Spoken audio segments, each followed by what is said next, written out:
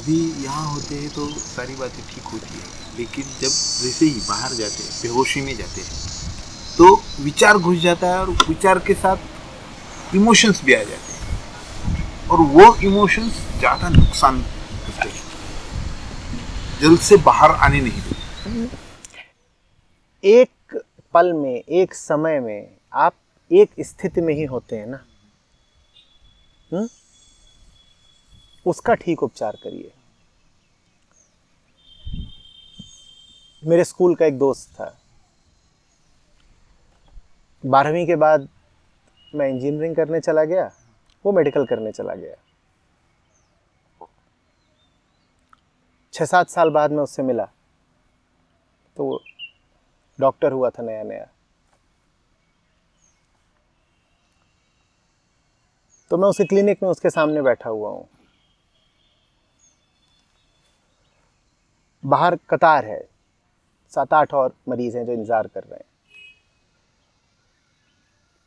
मैं भीतर बैठा हूँ। मैं पहुंचा हूं तो वो एक मरीज से बात कर रहा है, उसने मेरी ओर देखा भी नहीं।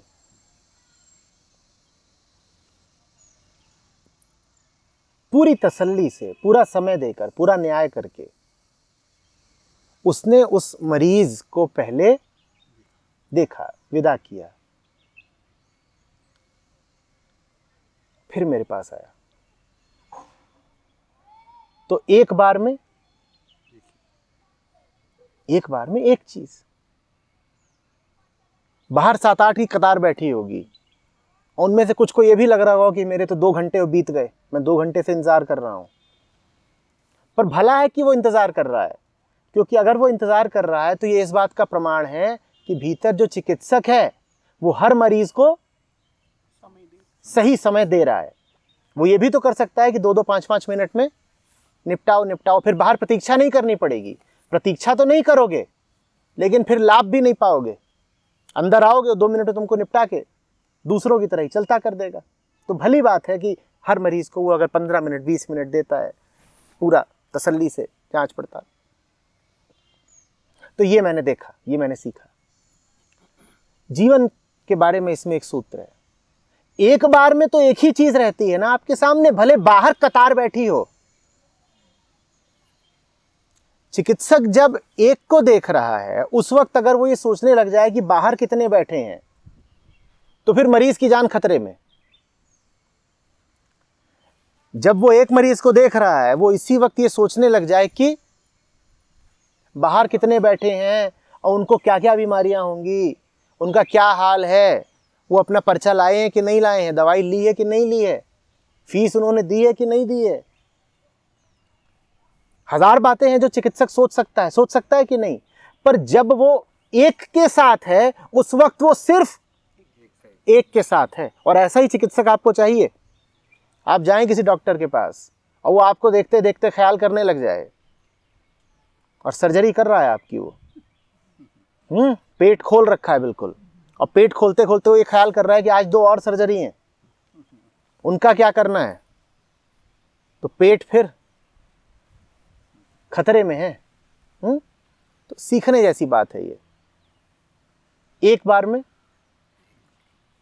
और जिंदगी में हमेशा एक बार में तो एक ही चीज होती है ना। जिस वक्त जो चीज हाथ में है उसके साथ न्याय कर दीजिए, वो आसान है। हम उलझ इसलिए जाते हैं क्योंकि हम एक बार में बहुत सारी चीजें करने लगते हैं, और एक बार में बहुत चीजें न करी जा सकती हैं, न करने की आवश्यकता है। एक पल में एक काम, एक निर्णय, एक ध्यान, बस सब आसान रहेगा। छोटा काम लो, पूरा करो, आगे बढ़ो। बड़ा काम भी है तो एक पल में तो उसका एक खंड ही सामने है ना, उस एक खंड के साथ न्याय करो, आगे बढ़ो। इतना सोचने की जरूरत क्या है। जो करो सही करो, बात खत्म। जो करो सही करो, छोटा करो सही करो, छोटा करो सही करो, छोटा करो सही करो। पर अहंकार छोटे से कभी तृप्त नहीं होता। उसको अपनी छोटी सामर्थ्य का, उसे अपनी छोटी औकात का पता नहीं होता, तो वो एक बार में बहुत कुछ ले लेना चाहता है।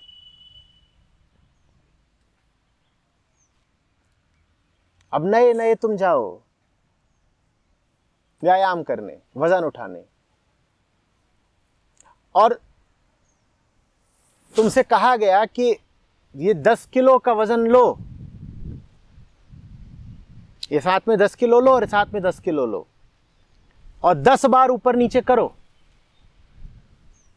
ये बात अहंकार को सुहाती नहीं है। वो बोलता है प्रतीक्षा कौन कराए कि एक के बाद एक, 10 फिर 10 फिर 10 फिर 10 फिर 10, 100 लाओ रे, एक बार में 100 करो, नीचे रखो, बात खत्म। 10 गुणा 10 बराबर 100 गुणा 1। 10 बार 10 किलो ऊपर नीचे करोगे शोल्डर प्रेस तो फायदा होगा, कंधे मजबूत होंगे। और एक बार में 100 किलो कर दिया, भले एक ही बार, तो आखिरी बार करोगे। अहंकार ये मानने को ही नहीं तैयार होता कि मेरी सामर्थ्य बस 10 की है। अपनी नजर में वो बड़ा पहलवान होता है, बोलता सीधे 100, जितनी आफतें सबको एक बार में बुलाओ, एक बार में सोचेंगे। तुम और क्या कर रहे हो? बैठे हुए हो अभी, यहां तुम्हें कुछ नहीं करना, यहां बैठ करके तुमको डालना है सुई में धागा। काम अभी हाथ में क्या ले रखा है? सुई में धागा डालने का। और विचार तुम क्या कर रहे हो? घर कब बनेगा, बिटिया बड़ी कब होगी, नई नौकरी कब मिलेगी, पड़ोसी का सर कब फोड़ूंगा। और काम है क्या हाथ में? कभी गौर किया है कि सुई में धागा भर डालने में तुम कितने काम कर डालते हो? यहां कोई ऐसा नहीं होगा जिसने जब सुई में धागा डाला हो तो बस सुई में धागा ही डाला हो।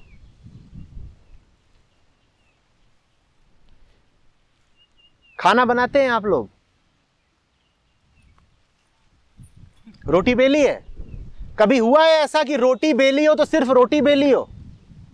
इधर रोटी बिल रही होती है और इधर दुनिया बिल रही होती है। इधर बेलन चल रहा है, इधर दिमाग चल रहा है।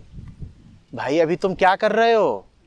रोटी बेल रहे हो, रोटी बेल लो, फिर जो अगला काम होगा उसको करना, फिर जो अगला काम होगा उसको करना। दांत सुबह मांजे थे, ब्रश किया? है कोई ऐसा जो सिर्फ ब्रश करता हो? देखा है जब हाथ चलता है दिमाग कैसा चलता है? यही तो गौर करा करो। इधर ये चल रहा था, थोड़ी देर में देखा खून ऊन आ गया है मसूड़े से, एक ही जगह घिसे आ रहे थे, ना दाएं किया ना बाएं किया, अपना घिस रहे हैं। एयरलाइंस खरीदनी है और ये, और फिर गाली भी दे दी। ये देखो प्रदीप, कभी सिर्फ दांत मांजे हैं? और आजकल तो ये चीज सिखाई भी जाती है। क्या? अरे ऑफिस के अंदर मतलब एक चीज है खाना, जिस पे तो कभी कोई ध्यान देता ही नहीं है। हाँ, साथ में खाना, साथ में अरे मेडिटेशन, साथ में फोन, साथ में अखबार, पूरा।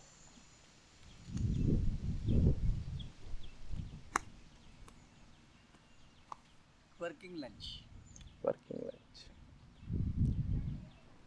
जितनी आफतें हैं सबको बुला लो एक साथ, 100 किलो एक ही बार में कर डालेंगे। नहीं, अगर तुम इस लायक होते कि 100 किलो एक ही बार में कर डालो तो मैं कहता जरूर कर डालो, काहे को समय गंवाते हो, एक बार में खत्म करो। पर अहंकार दुर्बल होता है, उसको इतनी ही सामर्थ्य है कि एक पल में एक काम करे, वो बहुत है, उतना कर लो बस। मतलब काम में एक गीत की तरह होता है कि आप उसको इसलिए नहीं करते कि वो पूरा हो जाए, आप उसको इसलिए करते हो कि काम करने में मजे आ रहे हैं, लगे हुए हो बस, है ना। ये सौंदर्य की बात कर रहा है, कह रहा है जब उससे भाग नहीं रहे होते कि जल्दी निपटाओ दूसरे पे आओ, तो उसमें एक सुंदर प्रवाह आता है, फिर उसमें एक लयात्मकता आती है, वो गीत बन जाता है। और सोचो तुमने उसको जल्दी निपटा दिया तो क्या होगा, गीत को भी जल्दी निपटाओ तो क्या हो जाएगा। तू बिन बताए मुझे ले चल कहीं। और उसमें ध्यान रहेगा हमेशा अगली चीज पे, क्योंकि जल्दी हम जब भी करते हैं ना तो अरे भाई जल्दी करो, दुनिया तेज होती जा रही है, टेक्नोलॉजी बढ़ती जा रही है। जो काम पहले 1 घंटे में होते थे अब 2 मिनट में होते हैं। तो कौन रो रो के गाए तू बिन बताए। दुनिया तेज है, फास्ट लाइफ है, तो कैसे गाना है? तू बिन बताए मुझे ले चल गई, हो गया, खत्म। जो पुराने लोग हैं उन्होंने पहले के ग्रामोफोन रिकॉर्ड देखे होंगे, तवा बोलते थे उनको। उनमें आरपीएम बदलने की सुविधा रहती थी। 20 आरपीएम से लेके 120 आरपीएम तक होता था उसमें, है ना। कुछ रिकॉर्ड होते थे जो डिजाइंड ही होते थे कि 20 पे प्ले करोगे, कुछ 60, कुछ 80, 120 ऐसे चलता था। बचपन में मैंने देखा था, भूल गया हूं। अब उसमें जो 20 आरपीएम के रिकॉर्ड वाला तवा है उसको तुम 120 पे लगा दो, फिर कैसी आवाज आती थी याद है? सुनिए, कैसी आती थी? आजकल यूट्यूब पे भी तो होता है 2x पे 3x। हाँ, वो 3x पे चला दो, फिर देखो क्या होता है। किशोर कुमार लता मंगेशकर हो जाते थे। आचार्य जी, जब ये लगे कि मैंने जो प्रार्थना की मेरे भगवान ने सगुण रूप में कहीं सुन ली और कुछ भी पाने की इच्छा नहीं, लेकिन फिर भी मन क्या चाहता है ये समझ में नहीं आता, फिर भी ये बेचैनी रहती है कि क्या चाहता है कुछ समझ में नहीं आ रहा। हालांकि कोई ऊपर की कामना, कोई इच्छा नहीं रहती, एक तड़प रहती है और ये भी ध्यान में रहता है कि जो बोला है उसको करना है, फिर भी अंदर से कोई तड़प उठती है। वो क्यों? बच्चे को माँ को समझना नहीं चाहिए, बच्चे को माँ का साथ चाहिए। बच्चा कभी नहीं समझ सकता कि माँ क्या समझती है। बच्चे के लिए इतना काफी है कि वो माँ के साथ रहे। अब बच्चा है 6 महीने का, वो कहे कि मैं समझना चाहता हूं कि ये माँ चाहती क्या है और जो कर रही है क्यों कर रही है, तो मारा गया। अब वो 6 महीने का और लगा हुआ है, जैसे भी चल रहा हो वो पीछे पीछे लगा है कि समझना है ये चल करती क्या। माँ दफ्तर जाती है, वो साथ में देख रहा है दफ्तर में कर क्या रही है। माँ कपड़े धोती है, देख रहा है क्या कर रही है। उसके लिए इतना ही बहुत है कि वो माँ के साथ रहे, परमात्मा के साथ रहिए। ये मत पूछिए कि तू चाहता क्या है। आप 6 महीने की हैं, आप कभी नहीं समझ पाएंगी कि वो जो बड़ी माँ है ऊपर वो क्या चाहती है। पर अहंकार कहता है नहीं, हम 6 महीने के थोड़े ही हैं, हम सब समझ लेंगे। वही जैसे 100 किलो उठा रहा था अभी वो, लेकिन शांति नहीं मिल पा रही। शांति नहीं मिलती क्योंकि लगातार इरादा है माँ का मन पढ़ने का, परमात्मा का मन पढ़ने का। इरादा छोड़िए, ये इरादा त्याग दीजिए। वो अचिंत्य है, उसका चिंतन नहीं किया जा सकता। परमात्मा का यदि कोई मन है तो वो मन नहीं पढ़ा जा सकता। लेकिन आदमी तो इच्छुक यही रहता है, तू चाहता क्या है बताना। दुनिया बनाने वाले क्या तेरे मन में समाई, काहे को दुनिया बनाई। तो फिर ऐसी कोई चीज जिससे कि बार बार ये ध्यान ना आए, क्या क्यों तड़पती है? क्या कुछ इच्छा नहीं है? मौज में रहिए, मगन रहिए। वो पता है आचार्य जी, मैंने जो मिले उसको यही कहिए कि मम्मी से आया है तो अच्छा ही होगा। छोटे बच्चे का क्या धर्म है, उसकी थाली में मम्मी ने जो भी रख दिया है खा लो। कुछ हो सकता है उसको कड़वा भी लगे। ये राघव राधिका जब छोटे थे, आप इनकी थाली में जो रखती थी इन्हें सब पसंद ही आता था। पर इनका फर्ज क्या है, मां ने थाली में जो दे दिया उसे ग्रहण करो। कुछ उसमें से मीठा लग सकता है, कुछ कड़वा भी लगेगा। कड़वा लगे कि मीठा लगे, मां ने दिया है ना, क्या करें, खा ले। और ये बोले कि नहीं मैं जो चाहता हूं वही वही दो, तो फिर मां पकड़ेगी कान और पट। तो फिर आपको ताज्जुब होता है कि ऊपर वाला इतनी सजा क्यों देता है। वो सजा इसलिए दे रहा है कि जब वो तुम्हें खाना दे रहा था तुम खाने से इनकार करते थे, तो फिर वो सजा इसीलिए देता है कि अब जो दूंगा वो खा लेना चुपचाप।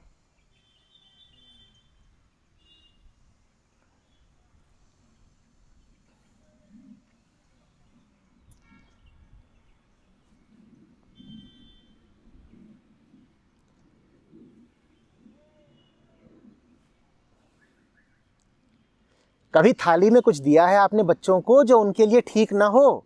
कभी दिया ऐसा? ऐसा तो नहीं देती ना। तो बस वो भी आपको कभी ऐसा कुछ नहीं देगा जो आपके लिए ठीक ना हो। जो देगा वो अच्छा ही होगा, तभी दिया है।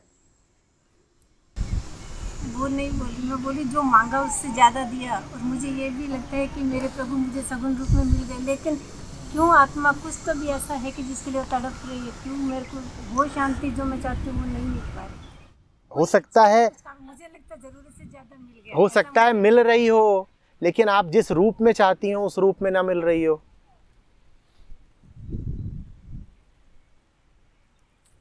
रूप का ही तो अंतर होता है। आपने कहा सगुण रूप में परमात्मा मिल गया। सगुण रूप तो आपके द्वारा निर्धारित विशिष्ट रूप है कि ये रहा मेरा परमात्मा। और हो सकता है परमात्मा किन्हीं अन्य रूपों में भी हो, 1000 रूपों में हो सकता है ऐसे रूपों में हो जहां आप उसे देख ही ना पा रही हो। तो वो सामने होगा, फिर भी आप में बेचैनी और तलाश बनी रहेगी। आपको लगेगा कि मिला नहीं, मिला नहीं। सब मिल गया है लेकिन फिर भी लग रहा है मिला नहीं। जैसे छोटा बच्चा है, उसको आपने दे दी थाली, बोल रहा है अच्छी नहीं, अच्छी नहीं। माँ ने दी है तो अच्छी तो होगी ही, पर बच्चा क्या बोल रहा है? अच्छा नहीं, अच्छा नहीं। अच्छा है पर वो बोल रहा है अच्छा नहीं, अच्छा नहीं। या कि आपने टिफिन दिया इसको, ये स्कूल गया और टिफिन इधर उधर रख गया है, भूल गया है और कह रहा है टिफिन दिया ही नहीं, मिला नहीं, मिला नहीं, मिला नहीं। और दोषी कौन है? माँ। आज मेरे बस्ते में उसने टिफिन रखा ही नहीं। और करा क्या इसने? टिफिन खुद ही या तो लाना भूल गया है या इधर उधर ला करके रख दिया है, कुछ कर दिया है। बच्चे का काम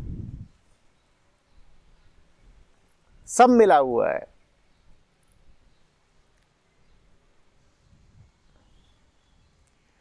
अपेक्षाएं छोड़िए। आप जिस रूप में चाह रही हैं उस रूप में नहीं मिलेगा।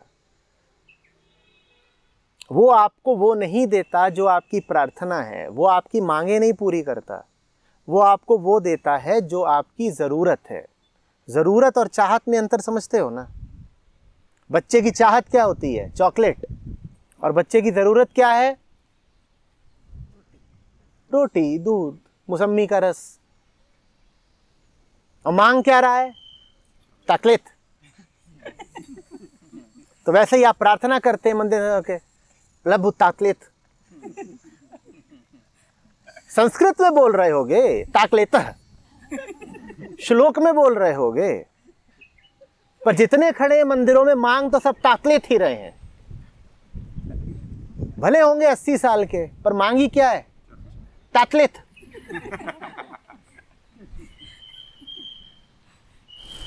आचार्य जी, आपने अभी कहा कि एक लाइन में एक ही काम करना चाहिए।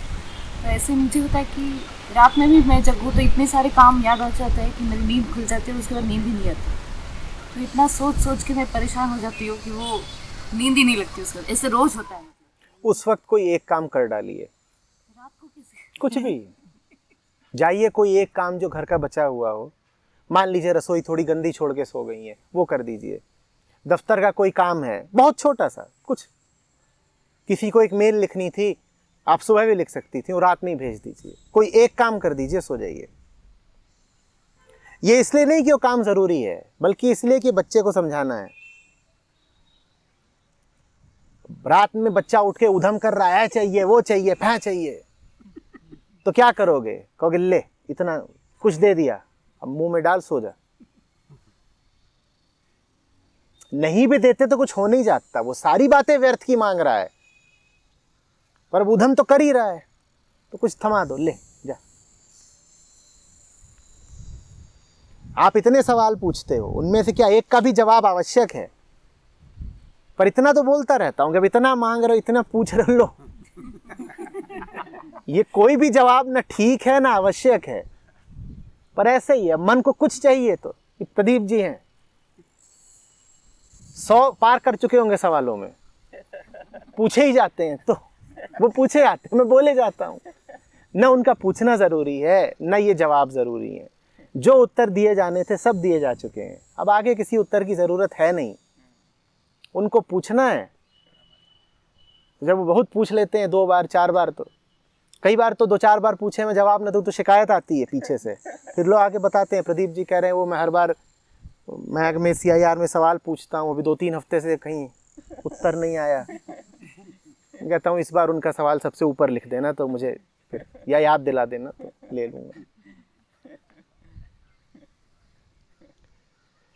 कुछ चाहिए थोड़ी है, उधम है बस, कुछ नहीं है, उत्पात। देखें बच्चा है वो घर में अपना चाय पाँव पटक रहा है, ये कर रहा है, उसे क्या चाहिए? उसे कुछ नहीं चाहिए, उसे अटेंशन चाहिए। यही होता है कि नहीं? बच्चे नहीं बड़े भी यही करते हैं। कोई हो तुम्हारा प्रेमी, वो बहुत इधर उधर कांड करता हो, ये दीवार में जा कर के सर पटक दिया, पर्दा नोच दिया, शोर मचा रहा है, इस चीज़ की शिकायत कर रहा है, उस चीज़ की, हाँ ये खाना का ख़राब है, घर ख़राब है, ज़िंदगी ख़राब है। तो इसका क्या मतलब है कि उसको खाना ठीक करना है, घर ठीक करना है? उसे कुछ नहीं है, उसको संगत चाहिए। समझाया था ना, उसे संगत चाहिए। थोड़ी देर को जाकर के पास बैठ जाओ, फिर ना खाना मांगेगा, कुछ नहीं चाहिए उसको। बस ये लग रहा है कि मुझे छोड़ दिया। क्या लग रहा है? मुझे छोड़ दिया। नहीं छोड़ दिया, अब बैठो यहाँ, बस हो गया। बस बंदरिया तभी तो बच्चे को चिपकाए घूमती है। छोड़ दे तो वो इतना सा है लेकिन पहाड़ गिरा देगा, आसमान गिरा देगा। क्या छोड़ दिया मुझे? तो उसको बस ये बताने के लिए कि तुझे छोड़ नहीं दिया, उसको चिपकाए घूमना पड़ता है। अब वो चिपकाए चिपकाए उसको पेड़ पे चढ़ रही है, इधर भाग रही है, उधर भाग रही है, और क्या करे? उसको न चिपकाओ तो मानता है कि छोड़ दिया।